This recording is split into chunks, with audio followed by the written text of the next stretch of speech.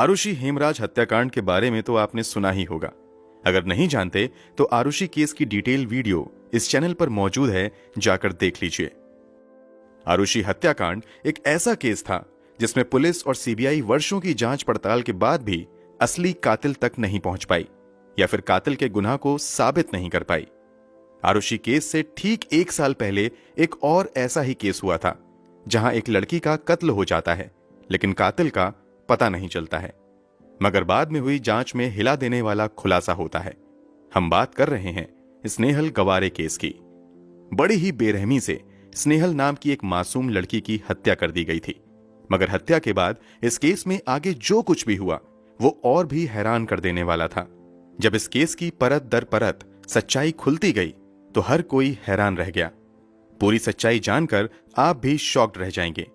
तो आखिर ये केस कब और कहां घटा था, वास्तव में स्नेहल के हत्यारे कौन थे और इस केस में आगे क्या कुछ हुआ, चलिए जानते हैं सब कुछ सिलसिलेवार तरीके से। इस केस में दाऊद इब्राहिम गैंग तक का नाम आया था। हम कहानी शुरू करें उससे पहले अगर आपने अब तक इस चैनल को सब्सक्राइब नहीं किया है तो जल्दी से चैनल सब्सक्राइब कर बेल आइकन दबा लीजिए। इस केस की विक्टिम थी स्नेहल गवारे।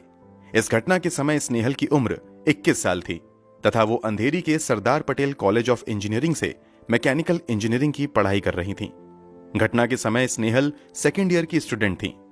स्नेहल के पिता का नाम हिंदू राव गवारे था जो बैंक में काम किया करते थे, जबकि स्नेहल की मां का नाम कल्पना गवारे था जो स्कूल में टीचर थी। स्नेहल के अलावा इनकी एक और बेटी थी जिसका नाम शीतल था जो उन दिनों लंदन में पढ़ाई कर रही थी। ये पूरा गवारे परिवार पुणे के निनाद कोऑपरेटिव सोसाइटी में रहता था। स्नेहल की गिनती अपने बैच के बेस्ट स्टूडेंट्स में की जाती थी। पढ़ाई के साथ साथ स्नेहल को घूमने फिरने का भी काफी शौक था, इसीलिए जब जून महीने में उनके कॉलेज से कुछ दोस्त ट्रैकिंग पर जाने का मन बनाते हैं तो स्नेहल भी उनके साथ ट्रैकिंग के लिए चली जाती हैं।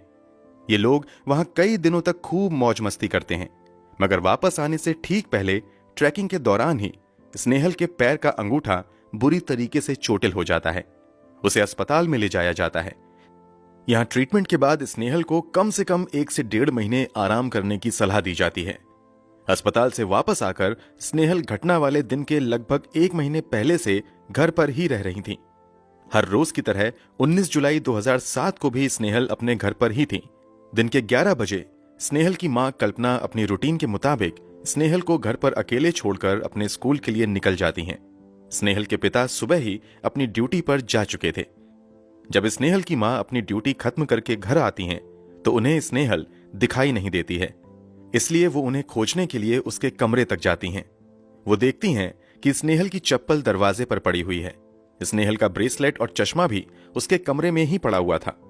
अब कल्पना घबराकर स्नेहल को आवाज लगाती हैं, मगर कहीं से स्नेहल की आवाज नहीं आती है।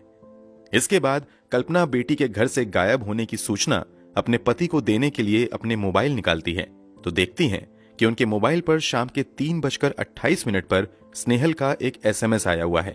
वो जल्दी से इस एसएमएस को खोलती हैं तो पता चलता है कि एसएमएस में कुछ भी लिखा हुआ नहीं है, बल्कि ये एक ब्लैंक एसएमएस होता है। ये एसएमएस देखने के बाद स्नेहल के गायब होने की खबर उसके पिता को भी दे दी जाती है। इसके अलावा स्नेहल के दोस्तों और कई रिश्तेदारों को भी फोन करके स्नेहल के बारे में पूछा जाता है, मगर किसी के पास में भी स्नेहल की जानकारी नहीं होती है। उस समय स्नेहल का एक बॉयफ्रेंड भी हुआ करता था जिसका नाम हिरेन राठौर था। इन दोनों की मुलाकात लगभग 2004 के आसपास हुई थी। पहले इन दोनों में दोस्ती हुई और फिर धीरे धीरे यही दोस्ती प्यार में बदल गई। हिरेन राठौर को भी फोन किया जाता है, मगर उसका मोबाइल स्विच ऑफ आता है। हालांकि जब थोड़ी देर बाद उसका मोबाइल का स्विच ऑन होता है तो वो भी कहता है कि स्नेहल के बारे में मुझे कोई जानकारी नहीं है। अब तक स्नेहल के पड़ोसियों तथा आसपास रह रहे रिश्तेदारों को भी स्नेहल के गायब होने की खबर लग चुकी थी और वो लोग भी स्नेहल के घर पर आ चुके थे। यहां आकर ये सभी अपने अपने स्तर पर उन सभी संभावित जगहों पर स्नेहल की खोजबीन करना शुरू कर देते हैं जहां स्नेहल जा सकती थी, लेकिन कहीं भी स्नेहल का अता पता नहीं चलता है। थक हार कर स्नेहल के माता पिता डोंबिवली के रामनगर पुलिस स्टेशन जाते हैं और वहां शाम के लगभग 6:30 बजे स्नेहल के गायब होने की रिपोर्ट दर्ज करवाते हैं। रिपोर्ट दर्ज करवाने के बाद भी स्नेहल के माता पिता और पड़ोसी रिश्तेदार बैठते नहीं हैं, बल्कि देर रात तक स्नेहल को अपने स्तर से खोजने की कोशिश करते रहते हैं, मगर इन लोगों के हाथ कामयाबी नहीं लगती है। अब तक काफी देर हो चुकी थी, इसलिए सभी अपने अपने कमरे में सोने चले जाते हैं। स्नेहल की मां स्नेहल के कमरे में ही लगे बड़े से बेड पर कुछ अन्य लोगों के साथ सो जाती है। अगली सुबह यानी 20 जुलाई 2007 को शुक्रवार के दिन सभी की आंखें सुबह सुबह ही खुल जाती हैं, क्योंकि स्नेहल के गायब होने की बेचैनी में किसी को ठीक ढंग से नींद भी नहीं आई थी। स्नेहल की मां भी उठकर बेड से नीचे उतरती हैं। तभी उनकी नजर बेड के पास गिरे एक पानी के बोतल पर पड़ती है। ये पानी का बोतल अक्सर स्नेहल के कमरे में लगे इसी बड़े से बेड के नीचे मौजूद ड्रॉर में रहता था, मगर आज ये नीचे गिरा हुआ था। वो नीचे झुककर पानी की बोतल उठाती हैं और बेड के नीचे बने बक्से में उसे रखने के लिए बेड पर लगे गद्दे को थोड़ा सा हटाती हैं, मगर गद्दे को थोड़ा सा खिसकाते ही वो अचानक से चीख पड़ती हैं। कल्पना इतनी जोर से चिल्लाती हैं कि घर में मौजूद लोगों के साथ साथ पड़ोसियों तक को ये चिल्लाने की आवाज जाती है और वो सभी हड़बड़ाकर कमरे में भागते हुए आते हैं। कल्पना उसी बेड की तरफ इशारा करके लगातार चिल्लाए जा रही थी और चिल्लाते चिल्लाते बेहोश भी हो जाती है।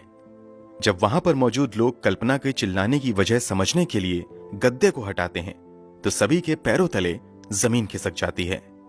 उन्हें बेड के नीचे बने बक्से में एक इंसानी हाथ दिखाई देता है। आनन फानन में सभी लोग मिलकर गद्दे को हटाते हैं और बेड को खोलते हैं तो जो नजारा उनके सामने होता है उसे देखकर हर कोई शॉक्ड रह जाता है। जिस बेड पर स्नेहल की मां और कुछ दूसरे रिश्तेदार रात में सोए थे, उसी के नीचे बने बक्से में स्नेहल की लाश पड़ी हुई थी। स्नेहल के हाथ पीछे, पैर पीछे करके कपड़े से बांधा हुआ था, जबकि मुंह पर टॉवल लपेटा हुआ था। आनन फानन में पुलिस को खबर दी जाती है। जल्द ही पुलिस वाले भी वहां भागते हुए मौके पर पहुंच जाते हैं। शव को कब्जे में लेकर पोस्टमार्टम के लिए भेज दिया जाता है, जबकि एक मामला दर्ज करते हुए आगे की जांच पड़ताल शुरू कर दी जाती है। घरवालों द्वारा सबसे पहला शक स्नेहल के बॉयफ्रेंड हीरेन राठौर पर जताया जाता है। स्नेहल की मां के मुताबिक पिछले एक हफ्ते से स्नेहल और हीरेन का किसी बात को लेकर झगड़ा चल रहा था और इन दोनों में आजकल बातचीत भी बहुत कम हो गई थी। घर वालों के बयान के मुताबिक इसी झगड़े की वजह से शायद हीरेन ने ही स्नेहल की हत्या कर दी होगी। वैसे भी हीरेन ही ऐसा व्यक्ति था जो अक्सर इस घर में आता रहता था और इसके बारे में स्नेहल की मां को भी अच्छे से पता था। घर में ही तलाशी के दौरान पुलिस को यह भी पता चलता है कि स्नेहल की एक सोने की चेन और उसके पास मौजूद नोकिया N72 मोबाइल फोन भी गायब है। पुलिस को जांच में घर के अंदर किसी भी तरह के फोर्स एंट्री के सबूत नहीं मिलते हैं। इससे यह साफ था कि जिसने भी स्नेहल की हत्या की है वो बड़े आराम से घर के अंदर आया और शायद स्नेहल उसे जानती भी थी। पोस्टमार्टम के बाद स्नेहल का अंतिम संस्कार कर दिया जाता है। जब पोस्टमार्टम रिपोर्ट आती है तो उससे पता चलता है कि स्नेहल की मौत दम घुटने की वजह से हुई है। उसके साथ किसी तरह का सेक्सुअल असॉल्ट नहीं हुआ था। घर से कोई दूसरी कीमती चीज भी गायब नहीं हुई थी। ऐसे में ये लूट के लिए की गई हत्या का मामला भी नहीं लग रहा था। अब पुलिस शक के आधार पर सबसे पहले स्नेहल के बॉयफ्रेंड हीरेन राठौर को पूछताछ के लिए बुलाती है। सबसे पहले हीरेन से घटना वाले दिन मोबाइल स्विच ऑफ होने की वजह के बारे में पूछा जाता है तो वो बताता है कि 2 दिन से उसका मोबाइल खराब चल रहा है और वो मोबाइल तभी ऑन करता है जब उसे किसी को फोन करना होता है। जांच पड़ताल में हीरेन का यह दावा सच पाया जाता है। जब हीरेन से पूछा जाता है कि घटना वाले दिन वो कहां था तो वो बताता है कि मैं रोज की तरह अपने काम पर गया हुआ था। हीरेन के इस दावे की पुष्टि के लिए पुलिस की टीम उस कंपनी में जाती है जहां हीरेन काम किया करता था। वहां उसके कलीग तो इस बात की पुष्टि करते हैं कि दिन भर हीरेन 19 जुलाई 2007 को काम पर था, मगर जब कंपनी के अटेंडेंस रजिस्टर को लाने को कहा जाता है तो पता चलता है कि अटेंडेंस रजिस्टर अचानक से गायब हो गया है। पुलिस वाले उस अटेंडेंस रजिस्टर को खोजने की काफी कोशिश करते हैं। ये कोशिश वर्षों तक चलती रहती है, मगर वो अटेंडेंस रजिस्टर कभी नहीं मिल पाता है। हीरेन के साथियों द्वारा दिए गए बयान से पता चल रहा था कि हीरेन तो संभावित हत्या वाले दिन काम पर था। ऊपर से स्नेहल के कमरे या पूरे घर में कहीं भी ऐसे एक भी सबूत नहीं मिले थे जिससे यह साबित हो सके कि हीरेन घटना वाले दिन या उससे पहले इस घर में आया था। गिरफ्तारी से कुछ ही दिनों बाद हीरेन को सबूत के अभाव में छोड़ दिया जाता है। कुछ दिनों बाद फिर से हीरेन को पूछताछ के लिए बुलाया जाता है, मगर इस बार भी पुलिस के हाथ कुछ नहीं लगता है। अंत में हीरेन का साइकोलॉजिकल टेस्ट, पॉलीग्राफ टेस्ट और ब्रेन एनालिसिस भी किया जाता है, मगर उससे भी पुख्ता तौर पर पुलिस को कोई भी ठोस संकेत नहीं मिलते हैं। पुलिस और घरवालों का शक सबसे ज्यादा हीरेन पर था, मगर पुलिस की अब तक की जांच में वही बचता आ रहा था। अब पुलिस वाले नए सिरे से जांच शुरू करते हैं और इस जांच के दायरे में हीरेन के माता पिता और परिवार के दूसरे सदस्यों को भी शामिल करते हैं। इसी जांच पड़ताल के दौरान खुलासा होता है कि स्नेहल के पिता हिंदूराव गवारे को शक था कि उनकी पत्नी कल्पना का चक्कर उसके ही एक रिश्तेदार अनिल जवालेकर के साथ चल रहा था। पुलिस इस एंगल से भी जांच करती है कि कहीं इस अवैध संबंध के रिश्ते को छुपाने के लिए तो यह हत्या नहीं की गई है। इस कारण अब स्नेहल की मां कल्पना का भी साइकोलॉजिकल टेस्ट, पॉलीग्राफ टेस्ट और ब्रेन एनालिसिस टेस्ट किया जाता है, मगर इसमें भी कुछ भी संदिग्ध नहीं पाया जाता है। ये सभी टेस्ट स्नेहल के पिता हिंदूराव गवारे पर भी किए जाते हैं, मगर यहां भी स्नेहल की हत्या के संबंध में कुछ भी संदिग्ध नहीं मिल पाता है। हालांकि इस जांच के दौरान यह खुलासा जरूर होता है कि स्नेहल की मां कल्पना और पिता हिंदूराव के आपसी रिश्ते ठीक नहीं चल रहे थे। यहां तक कि हिंदूराव की बड़ी बेटी शीतल, जो लंदन में रहकर पढ़ाई कर रही थी, उससे भी हिंदूराव के रिश्ते ठीक नहीं थे और उसने अपने पिता पर तो मारपीट तक का मामला पुलिस में दर्ज करवाया हुआ था। स्नेहल से भी हिंदूराव के रिश्ते तनावपूर्ण ही थे, जिसके साथ कल्पना के अवैध संबंध होने का शक जताया गया था। पुलिस उससे भी पूछताछ करती है, मगर वहां से भी कोई सबूत हाथ नहीं लगता है। जिन 4 लोगों पर शक जताया गया था, सभी लगभग शक के दायरे से बाहर हो चुके थे। हालांकि स्नेहल के बॉयफ्रेंड हीरेन राठौर को अब तक पुलिस ने क्लीन चिट नहीं दी थी और उस पर अब भी नजर रखी जा रही थी, लेकिन उसे गिरफ्तार इसलिए नहीं किया जा सका था क्योंकि उसके खिलाफ एक भी सबूत नहीं मिले थे। जब पुलिस को कहीं से कोई क्लू नहीं मिलता है तो कुछ आला अधिकारी इस बात की ओर इशारा करते हैं कि शायद इस घटना को किसी बड़े गैंग ने तो अंजाम नहीं दिया है। इसी के बाद कथित तौर पर दाऊद इब्राहिम के डी गैंग से जुड़े कुछ लोगों से भी इस हत्याकांड के सिलसिले में पूछताछ होती है, मगर यहां से भी कुछ नहीं मिलता है। इन लोगों से पूछताछ करने के साथ साथ पुलिस कल्पना का गुम हुआ मोबाइल भी तलाश रही थी। मोबाइल तो गायब होने के बाद ही स्विच ऑफ हो गया था, मगर मोबाइल के IMEI नंबर के जरिए अब भी मोबाइल पर नजर रखी जा रही थी। इस घटना के कुछ दिनों बाद अचानक से मोबाइल में कुछ एक्टिविटी दर्ज की जाती है और IMEI के जरिए पुलिस मोबाइल को ट्रेस करते हुए मनसुख शिवाजी पाटिल नाम के व्यक्ति के पास से यह मोबाइल बरामद कर लेती है। इस व्यक्ति को भी गिरफ्तार कर लिया जाता है और पूछताछ का सिलसिला शुरू होता है। पूछताछ में पता चलता है कि मनसुख शिवाजी पाटिल कांदीवली में एक दुकान चलाते हैं। उनको यह मोबाइल किसी शख्स ने कुछ दिनों पहले 3500 रुपए में बेचा था। बेचने वाले व्यक्ति ने बताया था कि यह मोबाइल उसे कहीं गिरा हुआ मिला था। पुलिस के कई घंटों की पूछताछ के बाद पता चलता है कि वास्तव में स्नेहल से मनसुख शिवाजी पाटिल का कोई लेना देना नहीं है, बल्कि किसी तीसरे व्यक्ति ने इसे स्नेहल का मोबाइल बेच दिया है। चूंकि मनसुख ने मोबाइल बेचने वाले व्यक्ति को देखा था, इसलिए पुलिस मनसुख की मदद से मोबाइल बेचने वाले का स्केच तैयार करवाती है। स्केच बन जाता है, मगर स्नेहल के माता पिता समेत कोई भी व्यक्ति उस स्केच वाले व्यक्ति को नहीं पहचान पाते हैं। स्नेहल को इस दुनिया से गए हुए कई महीने बीत चुके थे, मगर पुलिस के पास कातिल और सबूत के नाम पर कुछ नहीं था। स्नेहल के कमरे से जो कुछ फिंगरप्रिंट्स बरामद हुए थे वो घर वालों से जरूर मैच खा रहे थे, मगर यह पक्का सबूत नहीं था क्योंकि अनजाने में लगातार लोग इस कमरे में आ जा रहे थे। यहां तक कि कमरे में लगे बेड के अंदर लाश मौजूद थी, ऊपर लोग सो रहे थे। ऐसे में वहां घर के लोगों के फिंगरप्रिंट्स का आना कोई हैरानी वाली बात नहीं थी।